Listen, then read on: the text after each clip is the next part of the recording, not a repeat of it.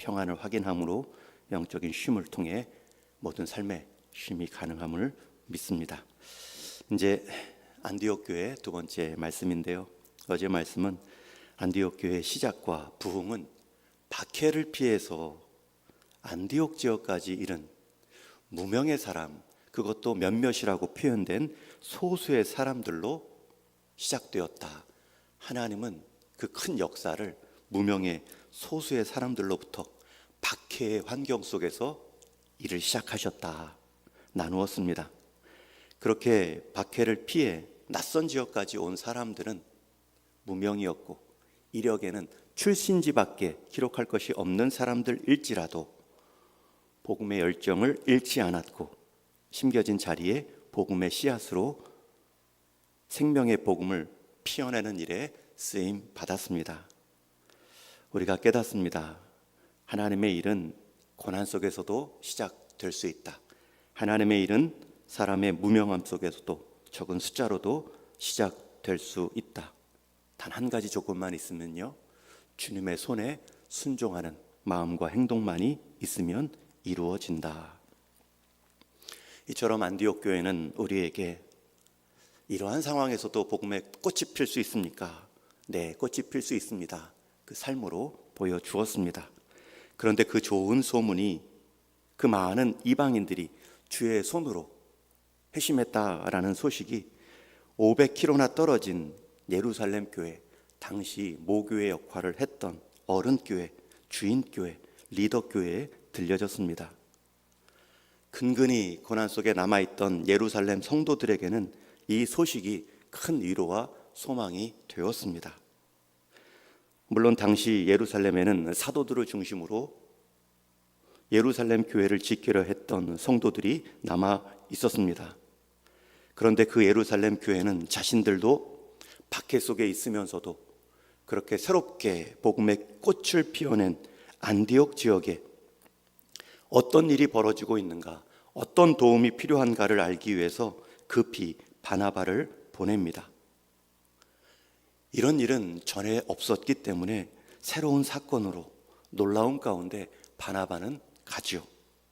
가면서도 스스로 기대에 차 놀라워합니다. 아니, 이방 지역에서 유대인도 아닌 이방인들이 예수님께 돌아오고 공동체가 세워지다니. 그 현장을 본 바나바의 소감을 23절에 이렇게 소개합니다. 우리 23절 말씀 같이 읽습니다. 시작.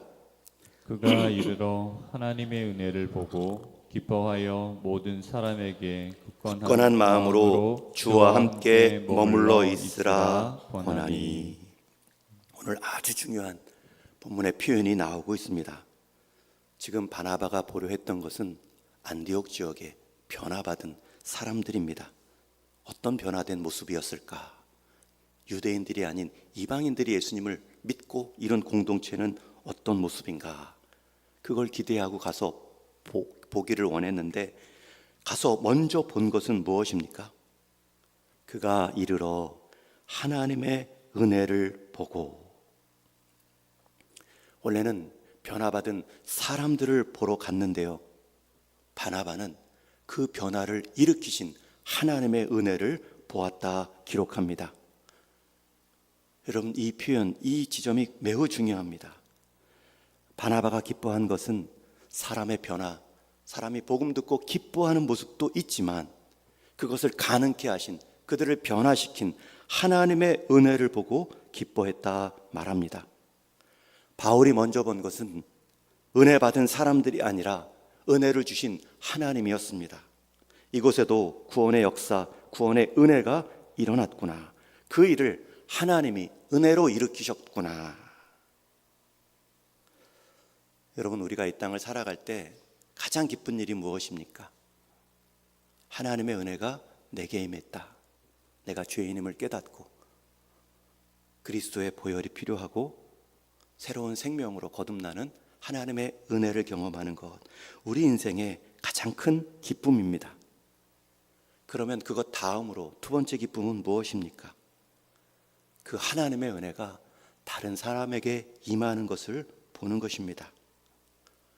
오랫동안 기도해왔던 가족들이, 부모님과 자녀들이 하나님 없는 삶으로 잘 살아온 것 같지만 한순간 공허함 가운데 빠져 방황할 때에 그 인생 주인 하나님께 의탁하고 살아가는 모습, 하나님의 은혜를 경험하고 기뻐하는 모습을 보는 것이 두 번째 우리 인생 기쁨입니다.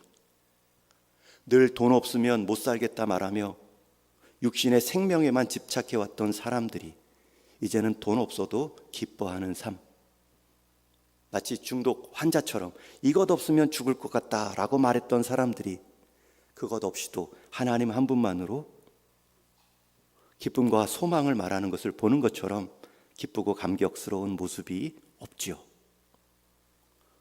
지금 바나바가 그 기쁨도 보고 있는데 먼저 본 것은 그것을 이루신 하나님의 은혜입니다.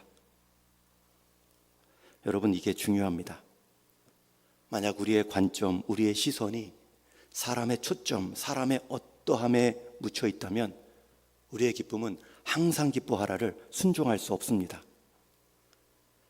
그러나 사람의 어떠한 모습일지라도 그러한 모습을 일으켜내신 하나님의 은혜에 우리의 우선순위가 있다면 우리는 항상 기뻐할 수 있습니다.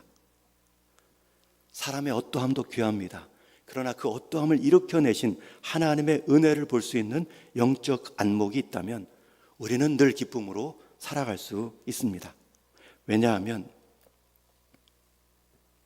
우리 인생 모든 상황 가운데 사람의 기쁨에는 한계가 있고 항상 기뻐할 수도 없지만 우리에게 기쁨을 주시는 그 하나님의 은혜는 다함이 없고 변함이 없고 쇠함이 없기 때문에 늘 새로움으로 우리를 일으켜내실 수 있는 힘이 있습니다.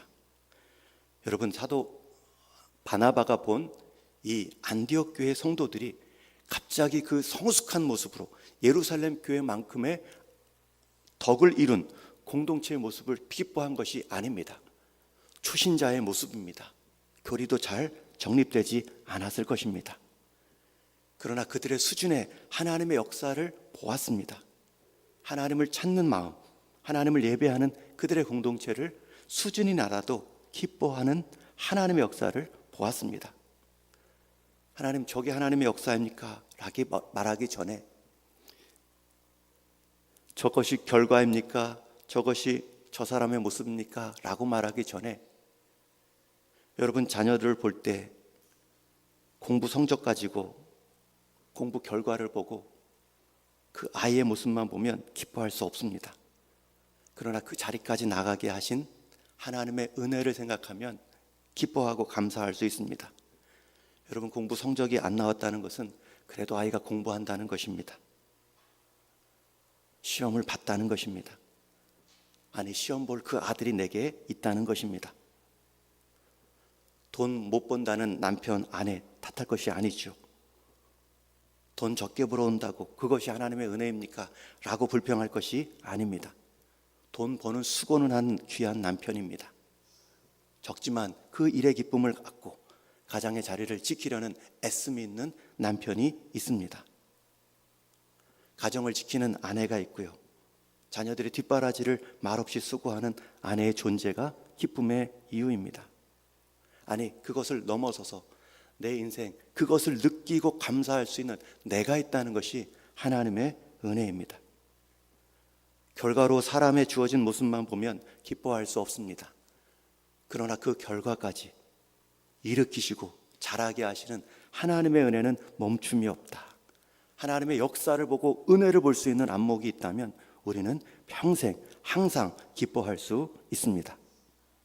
항상 기뻐할 수 있는 이유는 사람의 모습으로는 가능하지 않습니다.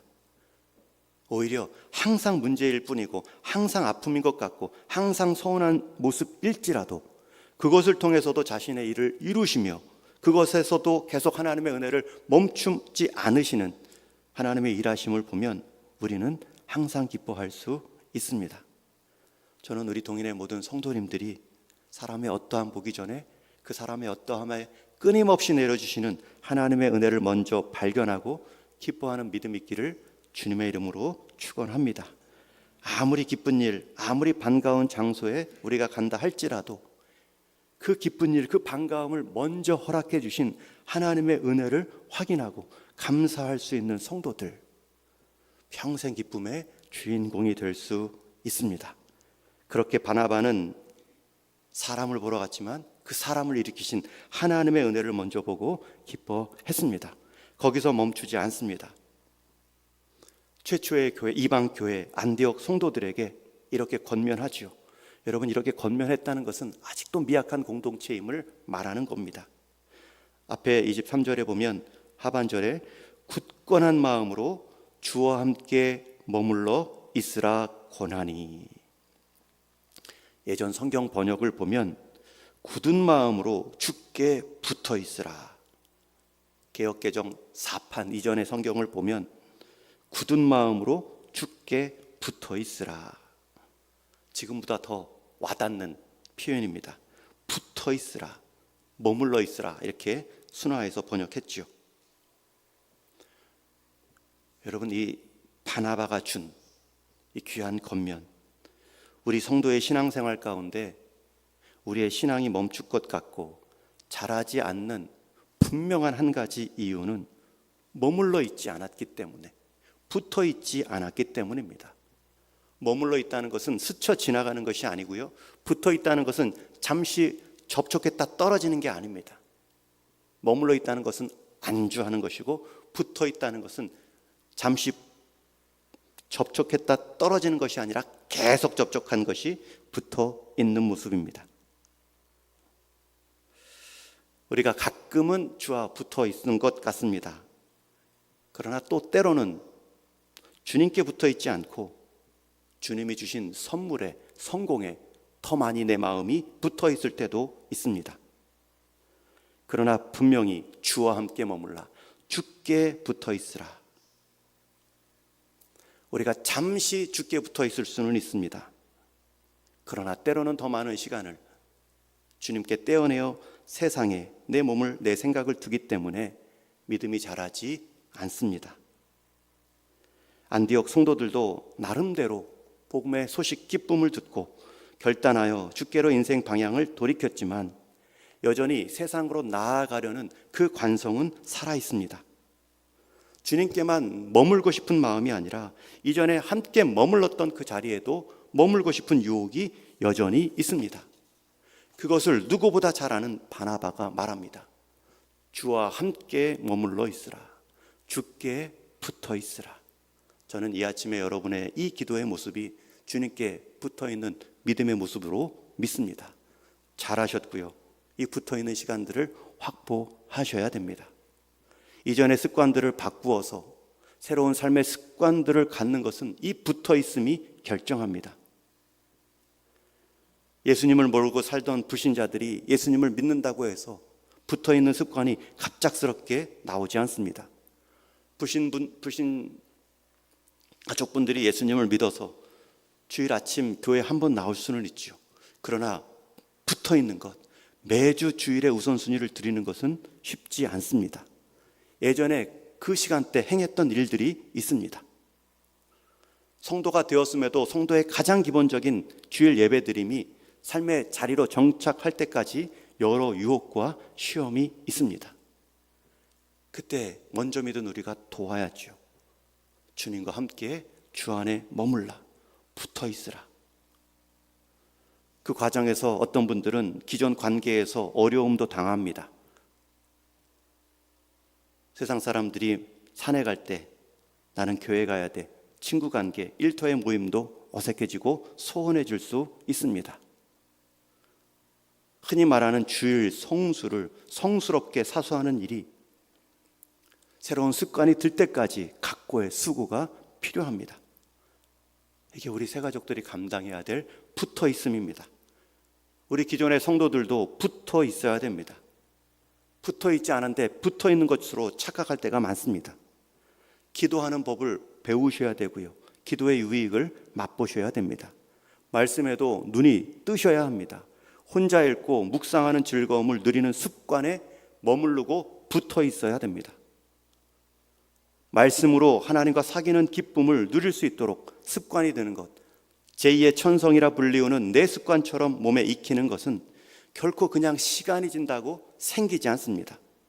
주와 함께 머무는 훈련, 시간이 필요합니다. 바나바는 지금 안디옥 성도들에게 주와 함께 머물 것을 권면합니다.